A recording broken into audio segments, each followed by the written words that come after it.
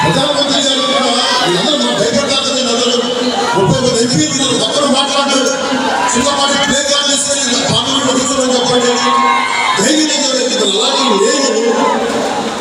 అలాంటి నేను అమిత్ షా గారి ఆఫీస్కి వెళ్ళి దాన్ని ఒకటే చెప్పాను, సార్ ఇది మాకు భావోద్వేగాలతో కూడుకున్న ఒకటే కాదు, ప్రాణత్యాగాలు చేసి సంపాదించుకున్న స్టీల్ ప్లాంట్ ఇది.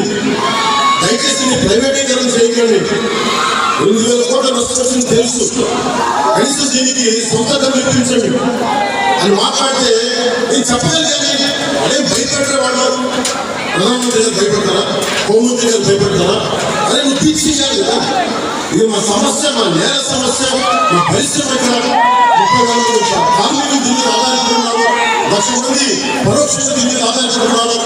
గాజువాకలో ఉండే ఇన్ని పరిశ్రమలు 70% పరిశ్రమలు దానికి అనుసంధానం ఉన్న పరిశ్రమలు, స్టీల్ ప్లాంట్ కూడా అనుసంధానం ఉన్న పరిశ్రమలు. విశాఖపట్నం 30% స్థూల ఉత్పత్తి, స్థూల ఆదాయం, జీడిపి మన గాజువాక నుంచి వస్తుంది. ఇలాంటిది చెప్పి మాట్లాడి ఒప్పిస్తే కదా, ప్రధానమంత్రి గారు ఎందుకు మాట్లాడరు, ఎందుకు చేయరు, ఒప్పిస్తే కదా.